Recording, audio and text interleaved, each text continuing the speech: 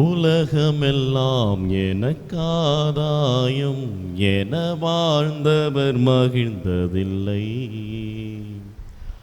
ஆன்மாவே எனக்காதாயம் என வாழ்ந்தால் கவலை இல்லை. இந்த பாட்டு உங்களுக்கு தெரியுமா? யாருடைய பாட்டு? நம்முடைய புனிதருடைய பாடல். அப்ப சேர்ந்து பாடலாமா? 2 லைன் மட்டும். Ready, start. உலகமெல்லாம் எனக்காதாயம் என மகிழ்ந்ததில்லை. ஆன்மாவே எனக்காதாயம் என வாழ்ந்தால் கவலை இல்லை. ஆண்டவர் இயேசுவில் மிகவும் பிரியமான சகோதர சகோதரிகளே, அன்பு இறை மக்களே, அன்பு பிள்ளைகளே, உங்கள் எல்லோருக்கும் புனித பிரான்சிஸ் சவேரியார் அவர்களுடைய பரிந்துரையோடு கூடிய இறைவனின் நிறைவான ஆசீர்வாதங்களை கூறிக்கொள்கின்றேன். இப்போ இந்த 2 லைன் பாடணும் இல்லைங்களா? எங்கே பாட்டு கிளாஸ் ஆர்வ கோளாறுல ஆர்வ மிகுதியில் 3வது லைனும் பாடுவாங்கன்னு நினச்சேன். நீங்கள் கண்ட்ரோலாக இருந்தீங்க, ஏன்னா ஃபாதருடைய பேச்சு கீழ்ப்படுந்தீங்க. அந்த 2 லைன் போதும். அடுத்த லைனும் தானாகவே நமக்கு பாட அப்படியே வரும் இல்லைங்களா? ஒரு பாட்டு பாடினா ஒரு அற்புதமான வரிகள், நம்முடைய புனிதருக்கு மிகவும் பிடித்தமான வரிகள், அவருடைய வாழ்க்கையை ஆண்டவர் இயேசுவுக்கு உகந்த வழியிலே நடக்க உதவிய மாபெரும் வழிகள். புனித இஞ்ஞாசியார் அவருக்கு கொடுத்த ஒரு விதை, கிறிஸ்துவின் விதை. அது வளர்ந்து மரமாகி அது நிறைய பலன் தந்தது. அந்த பலன் அது உலகெங்கும் சென்றது. இன்னும் குறிப்பாக நம்முடைய இந்த உப்புலம் பங்கு வரை அது வந்தது. அன்புக்குரியவர்களே, புனித பிரான்சிஸ் சவேரியார் அவர்களுடைய அந்த வாழ்வு, இந்த வார்த்தையை ஏற்ற அந்த வாழ்வு அவரை கிறிஸ்துவின் சாட்சியாகவே வாழ செய்தது. நம்ம எல்லோருக்கும் தெரியும், அவருக்கு ஒரு பெரிய ஆசை, தான் மிகச்சிறந்த ஒரு அறிவாளியாக வேண்டும் என்று, ஒரு மிகச்சிறந்த ஒரு பதவிக்கு போக வேண்டும் என்று. எல்லோருடைய ஆசையும் அதுதான். இந்த சமுதாயத்திலே, இந்த உலகத்திலே ஒரு நல்ல ஒரு இடத்திற்கு செல்ல வேண்டும், நல்ல ஒரு வாழ்வு வாழ வேண்டும்.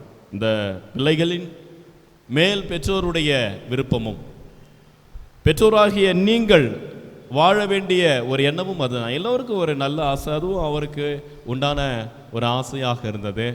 அந்த ஆசையை தாண்டி அவருடைய உள்ளத்தை ஒரு வார்த்தை பாதித்தது, அதை வாழ்வாக்கினார். அந்த வாழ்வை இந்த உலகிற்கு கொடுத்தார்.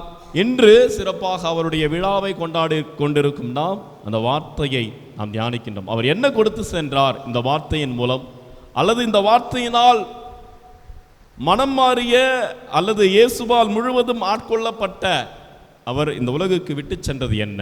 நல்ல ஒரு வாழ்க்கையை வாழ வேண்டும், அவ்வளவு தான்.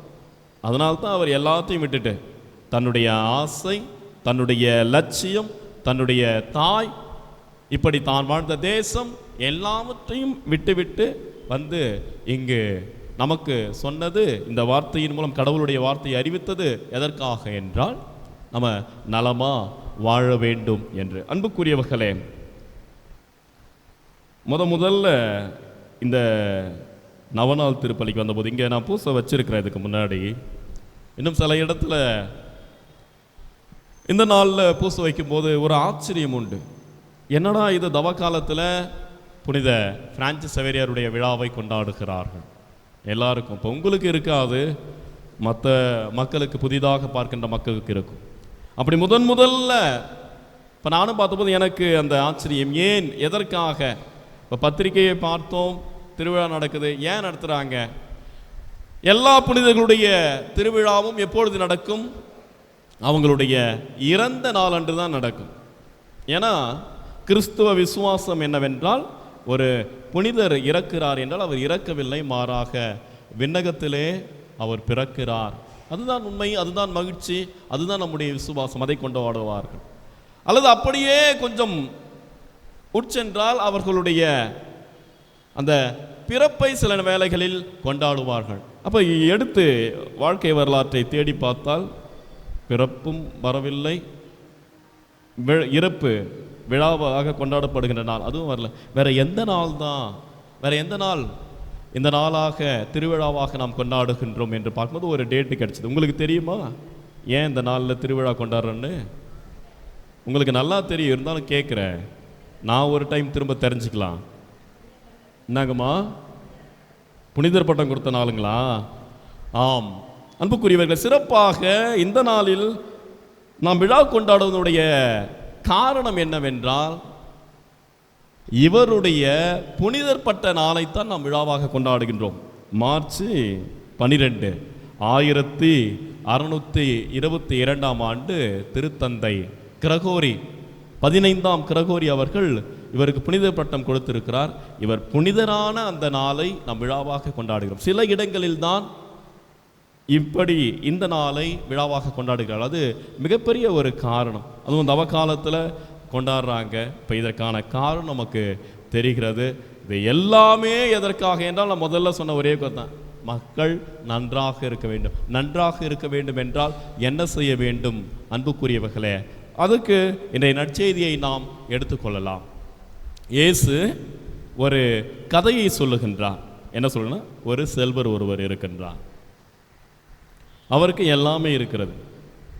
அவர் விரும்பிய உணவு இருக்கிறது, அவர் விரும்பிய உடை இருக்கிறது, அவருக்கு பாதுகாப்பான வீடு இருக்கிறது. எல்லாமே மிகவும் செல்வ செழிப்பாக இருக்கிறது. சாதாரணமாக கூட இல்லை, எல்லாமே ரொம்ப நல்லா இருக்கு. அவர் சந்தோஷமா வாழுறாரு. தினமும் ஒரு ட்ரெஸ்ஸு, தினமும் ஒரு ஒன்னது சுவையான உணவு. அவர் வாழ்க்கையை அவர் அனுபவித்து வாழ்கின்றார். அப்புறம் அவருடைய வீட்டுக்கு எத்தாப்புல ஒரு மனுஷன் இருக்கிறார். அவர் என்னது உடலெல்லாம் புண்களால் நோய்வாய்ப்பட்ட மனிதராக இருக்கின்றார். எழுந்து நடக்க முடியாத, நகர முடியாத அளவுக்கு ஒரு நோய்வாய்ப்பட்ட, கேட்பாரட்ட ஒரு மனிதராக இருக்கின்றார்.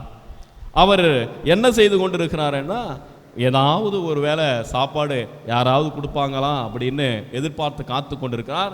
இன்னும் குறிப்பாக இந்த பணக்கார மனிதருடைய வீட்டில் மீறுகின்ற ஏதாவது உணவு கிடைக்குமா என்றும் அவர் காத்து கொண்டிருக்கின்றார். அப்போ சில நாளில் கிடைக்கலாம், கிடைக்காம போகலாம். ஆனால் என்ன சொல்லப்படுகிறது என்றால், நற்செய்தியில் அந்த பணக்காரர் வீட்டுக்கு வெளியில் கிடக்கிற இந்த ஏழை லாசரை கண்டுகொள்ளவில்லை. இப்போ இதை சொல்லி முடிக்கும் போது எப்படி முடிக்கப்படுகிறது என்றால், 2 பேருமே இறந்து போகிறார்கள். இறந்து போகின்ற போது அப்ப ஒருவர் ஆபிரகாமின் மடியில் சென்று அவர் இளைப்பாறுகிறார் விண்ணகத்திலே. அப்ப யார் அவருன்னு பார்த்தா, இந்த ஏழை லாசர், உடலெல்லாம் புண்கள், கேட்பாரற்று கிடந்தவர். அடுத்த வேளை ஏதாவது சிறு துண்டு, ஏதாவது ரொட்டி துண்டு விழுமா அல்லது ஏதாவது உணவு கிடைக்குமா என்று ஏங்கி ஏங்கி பசியால் தவித்தவர். இப்ப எங்க இருக்கிறாரு? இறந்த பிற்பாடு ஆபிரகாமின் மடியில் கிடக்கின்றார், அல்லது ஆபிரகாமின் மடியிலே இளைப்பாறுகின்றார். அப்ப இன்னொருத்தவர் யாரு? செல்வர். அவரும் இறந்து போகின்றார்.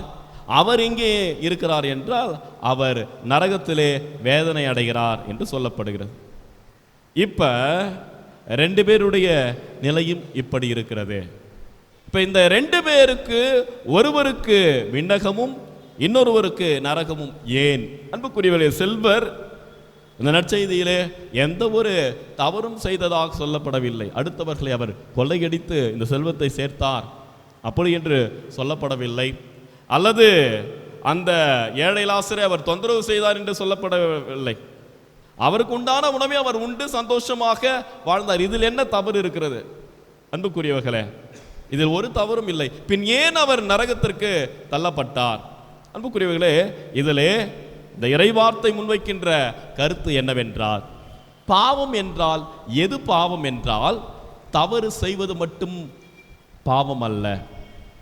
அதாவது தவறு செய்யறது தான் பாவம், அது மட்டும்தான் பாவம், அப்படி கிடையாது. ஒரு தப்பு செஞ்சா அது பாவம் தான், அது மட்டும் பாவம் அல்ல. ஒரு உதவியை அல்லது நன்மையை செய்ய வாய்ப்பிருந்தும் செய்யாமல் போகின்ற போது அது மிகப்பெரிய பாவமாக போகிறது. எந்த அளவுக்கு பாருங்களேன், நரகத்தில் போகின்ற அளவுக்கு எண்ணி பாருங்கள்.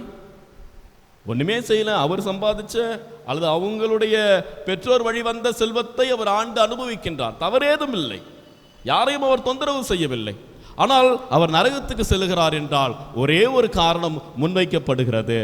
நன்மை செய்ய தெரிந்தும் தனக்கு முன்பாக ஒருவர் இருந்தும் நன்மை செய்யாது போனதினால் நரகத்துக்கு செல்லுகிறார். அன்புக்குரியவர்களே, அப்ப பாவம்னா தப்பு பண்றது மட்டும் பாவம் இல்லை, தப்பை கண்டு பார்த்துட்டு சும்மா போறதும் பாவம், நன்மை செய்ய வாய்ப்பிருந்தும் நன்மை செய்யாமல் போவதும் பாவம். ஏன் அப்படின்னா இந்த உலகத்தினுடைய நியதியே என்னவென்றால் நாம் பெற்ற மகிழ்ச்சியை அடுத்தவர்களோடு பகிர்ந்து கொள்வதுதான், நாம் பெற்ற ஆசிரை அடுத்தவர்களோடு பகிர்ந்து கொள்வதுதான் இந்த உலகத்தினுடைய நியதியாக, இந்த உலகத்தினுடைய உண்மையாக இருக்கிறது. அது உண்மையும் கூட. இப்போ ஒரு மருத்துவர் எடுத்துக்கொண்டால் மருத்துவ அறிவு அவரிடம் இருக்கிறது, ஒரு ஆசிரியரை எடுத்துக்கொண்டால் கல்வி அறிவு அவரிடம் இருக்கிறது, அல்லது ஒரு பொறியாளரை எடுத்துக்கொண்டால் ஒரு கட்டிடத்தை எப்படி கட்ட வேண்டும் என்ற அறிவு அவரிடம் இருக்கிறது. இவர்கள் எல்லோரும் அதை தங்களுக்குள்ளே வைத்துக் கொண்டார்கள் என்றால் அதனால் ஒரு பயனும் கிடையாது. அதை அவர்கள் அடுத்தவர்களுக்கு கொடுத்து உதவ வேண்டும். அப்போ உலகத்தினுடைய நேது என்னவென்றால் உன்னிடம் ஏதேனும் ஒன்று இருக்கிறதா, அதை அடுத்தவர்களுக்கு கொடுத்து உதவு, அதுவும் இல்லாதவர்களுக்கு நீ கொடுத்து உதவு. அப்படி பார்க்கும்போது இப்போ இந்த மனிதரிடத்திலே ஒரு பிழை ஓடி போகிறது. ஆக அன்புக்குரியவர்களே, நம்ம கண் முன்னாடி இருக்கிறவங்களுக்கு உதவி செய்ய நாம் அழைக்கப்படுகிறோம். அப்போ செய்யணும். அதை காட்டிலும் வேறொரு கருத்தை நாம் முதலாவதாக செய்ய அழைக்கப்படுகிறோம். நம்ம கண்ணு முன்னாடி இருக்கிறவங்களுக்கு உதவி செய்யணும். அதை தாண்டி இன்னொரு கருத்து என்னன்னா, அது இன்னும் அடிப்படையாக இருக்கிறது. நீங்கள் நல்ல மக்களாக வாழ வேண்டுமா? அன்புக்குரிய என்ன செய்ய வேண்டும் என்றால், நீ யாருக்கும் எதுவும் செய்யக்கூட தேவையில்லை, நீ யாருக்கும் எந்த துரோகமும் செய்யாமல் இரு, அதுவே போதும். அன்புக்குரியவர்களே, நன்றாக சிந்தித்து பார்க்கக்கூடிய விஷயம், ஏற்றுக்கொள்ள வேண்டிய ஒரு விஷயம். இப்ப நன்மை செய், அதை தாண்டி ஒரு முக்கியமான கருத்து, அடிப்படை அல்லது இந்த கருத்திற்கு முந்தைய கருத்து, இது ஒரு மிகப்பெரிய ஒரு தத்துவம், உண்மை அல்லது நாம் செய்ய வேண்டிய ஒரு காரியம். அதற்கு முன்பாக மிக எளிமையான அடிப்படையிலே அல்லது அடித்தட்டிலே இருக்கக்கூடிய ஒரு நல்ல கருத்து என்னவென்றால், நீ யாருக்கும் நன்மை செய்யாவிட்டாலும் பரவாயில்லை, யாருக்கும் எந்த துரோகத்தையும் செய்து விடாதே. அன்புக்குரியவர்களே, மிக ஒரு நல்ல ஒரு காரியம் தானே. நம்ம அடுத்தவங்களுக்கு நல்ல செய்யலாலும் பரவாயில்ல, யாருக்கும் எந்த கெடுதலும் செய்யாமல் இருக்கின்ற போது இந்த உலகத்திலே எங்கும் எந்த ஒரு பிழையும் தவறும் எந்த ஒரு கவலையும் கண்ணீரும் அது இல்லாமல் போகும். அப்ப நம்ம என்ன செய்ய வேண்டும் என்றால், அடுத்தவர்களை நாம் நல்ல எண்ணத்தால் நினைக்க வேண்டும், அடுத்தவருக்கு நல்ல செயலை செய்ய வேண்டும். அன்புக்குரியவர்களே, நல்லது செய்யணும், நல்லது நினைக்கணும். எப்போ அது நம்மளால் முடியும்? நல்லா யோசிச்சு பாருங்கள். எப்போ நமக்கு அடுத்தவங்க ஓகே அடுத்தவங்களுக்கு நல்லது நடக்கணும் அப்படின்னு எப்போ என்னால் நினைக்க முடியும்? அல்லது எப்போ என்னால் அவங்களுக்கு செய்ய முடியும்? நம்மக்கிட்ட இருந்தால் தான் செய்ய முடியும். அன்புக்குரியவர்களே, அது உண்மை. இப்போ ஒரு மனிதர் இன்னொரு மனிதரை சிரிக்க வைக்கிறார் என்றால் அந்த மனிதரிடத்திலே மகிழ்ச்சி இருக்கிறது. ஒரு மனிதர் இன்னொரு மனிதருக்கு அறிவை புகட்டுகிறார் என்றால் அந்த மனிதரிடத்திலே அந்த அறிவு இருக்கிறது. அல்லது ஏதேனும் ஒரு திறமையை சொல்லித் தருகிறார் என்றால் அவருக்குள் முதலாவதாக அந்த திறமை இருக்கிறது. ஆக நான் அடுத்தவர்கள் நலமாக இருக்க வேண்டும் என்று நினைக்க வேண்டும் என்றால், அடுத்தவர்களுக்கு நன்மை செய்ய வேண்டும் என்ற ஒரு எண்ணம் என்னில் வர வேண்டும் என்றால், முதலாவதாக நான் அந்த எண்ணத்தை கொண்டிருக்க வேண்டும். அந்த எண்ணம் என்னவென்றால், நான் நன்றாக இருக்க வேண்டும், நான் நன்றாக இருக்கிறேன், நான் நல்லவனாக இருக்கிறேன், நான் என்னுடைய வேலைகளை நலமாக செய்கிறேன். அது எளிய விஷயமா இருந்தாலும் பரவாயில்லை. நம்ம பெரிய காரியங்களை நினைத்து பார்க்கிறோம், பெரிய காரியங்கள் செய்ய வேண்டும் தான். முதலாவதாக எளிய காரியங்களை நாம் நலமாக செய்வோம், அதுவே பெரிய பெரிய காரியங்கள் தான். நீங்கள் வாழறீங்க இல்லைங்களா, உங்களுடைய வாழ்க்கை, அதை நீங்கள் நலமாக வைத்துக் கொள்ளுங்கள். அப்பொழுது உங்களுடைய உள்ளத்திலே உங்களை பற்றிய நன்மை அது பெருகும், உங்களை பற்றிய அந்த எண்ணங்கள் அது பெருகும். நீங்கள் நல்லா சாப்பிடுங்க, நீங்கள் எழுந்திருங்க, உங்களுடைய காலை வேலைகளை முடியுங்கள், உங்களுடைய பணிக்கு செல்லுங்கள், அதை செய்யுங்கள். இது அன்றாடமாக நான் செய்து கொண்டு இருக்கின்றேன், இது நார்மலாக தான் இருக்குது, சின்ன சின்ன விஷயம் சரியாக தான் செஞ்சிட்ருக்கீங்கன்னா நீங்கள் உண்மையாகவே பெரிய மனிதர்கள். உங்களுடைய உள்ளத்திலே நன்மை நிறைந்திருக்கிறது. அப்படி நிறைந்திருக்கின்ற போது நீங்கள் அடுத்தவர்களை எப்படி பார்ப்பீர்கள் என்றால், நல்லா இருக்கணும், அவங்களும் நல்லா வளரணும் அப்படின்னு நினைப்பீங்க. அன்புக்குரியவர்களே, அந்த நன்மையை நீங்கள் உள்ளத்திலே வைத்துக் கொள்ளுங்கள். அந்த நன்மையை நீங்கள் செய்யுங்கள். செய்கின்ற போது வாழ்க்கை நல்லா இருக்கும். அன்புக்குரிய, சில நேரத்தில் நம்மளால் செய்ய முடியாமல் கூட போகலாம், இல்லை மறந்து போயிருப்போம், இல்லை கண்டுக்காமல் விட்டுருப்போம். மனித இயல்பு அல்லவா? இதெல்லாம் ஒரு விஷயமா, இதெல்லாம் ஒரு வேலையா அப்படின்னு செய்யாமல் போயிருப்போம். செய்திருந்தீர்கள் என்றால் நல்லது, அதை நீங்கள் தொடர்ந்து செய்யுங்கள். உங்கள் வாழ்க்கையில் எந்த பிரச்சனை வந்தாலும் சரிதான், இல்லை நீங்கள் வேற ஏதாவது பெருசாக யோசித்து பார்த்து அதை நீங்கள் அடைய முடியாமல் இருந்தாலும் சரிதான், பரவாயில்ல. ஒரு நாள் நிச்சயமாக உங்களுடைய அந்த நேர்மைக்கும் உறுதியான நல்வாழ்விற்கும் அந்த இடம் கிடைக்கும். நீங்கள் மாதிரி செஞ்சுருங்க. ஒருவேளை இல்லை என்றால் அது செய்வோம். அதுக்கு தான் இந்த தவக்காலம் சிறப்பாக நமக்கு கொடுக்கப்பட்டிருக்கிறது. நிறைய பேருக்கு நிறைய விஷயம் செய்யணும்னு ஆசையாக இருக்கும். இப்போ ஆன்மீகத்தில் இருக்கின்றவர்களுக்கு அருட்சகோதரிகள், அருத்தந்தையர்கள் அல்லது இந்த அரு சகோதரர்கள், ஃபாதரு, சிஸ்டர்ஸு, பிரதர்ஸு ஜெபிக்கணும்னு ஆசை இருக்கும். கொஞ்சம் ஜெபிக்க முடியாமல் போகலாம். குடும்பத்தில் இருக்கிறவங்களுக்கு அப்பா அம்மாவுக்கு நல்லா ஒரு தந்தையா, நல்ல ஒரு தாயா இருக்கணும், பாசமாக இருக்கணும், குடும்பத்தை நல்லா வழி நடத்தணும், இருக்கும், முடியாமல் போகும். பிள்ளைகள் நன்றாக படிக்கணும். ஏன் அந்த பிள்ளைங்களுக்கு என்ன படிக்கக்கூடாதுன்னு ஆசையா, இல்லை எல்லா ஆசிரியர்களும் திட்டுவாங்கன்னு ஆசையா? ஆசை இருக்கு, ஆனால் செய்ய முடியாமல் போகிறது. அல்லது வேறு வேறு சின்ன சின்ன தவறுகளை யார் வேண்டுமானாலும் சரிதான், சின்ன பிள்ளைங்களாம் சரிதான், அல்லது பெரியவர்களாக இருந்தாலும் சரிதான், உங்களுடைய வயசுக்கேற்ற சிறு சிறு தவறுகளை நீங்கள் செய்கிறீர்கள் என்றால் விடுன்னு நினைக்கிறேன், விடமுல்ல, இன்னொரு டைம் செய்கிறேன், அது தெரிஞ்சும் செய்கிறேன், தெரியாமலும் செஞ்சுறேன் அப்படின்னா, அன்புக்குரியவர்களே, அதையெல்லாம் சரி செய்து கொள்ள, நம்முடைய எண்ணங்களை சரி செய்து கொள்ள, நம்முடைய செயல்களை சரி செய்து கொள்ள இந்த தவக்காலம் சிறப்பாக கொடுக்கப்பட்டிருக்கிறது. அதனால தான் சில நேரத்தில் சில ஃபாதர்ஸ் வந்து கட்டாயமாக எல்லாருமே மாலை போடுங்கன்னு சொல்லுவாங்க. எங்கள் ஊரில் அப்படி தான், மாலை போடுங்க சொன்னால் பெரியவங்கெல்லாம் போட்டாங்க.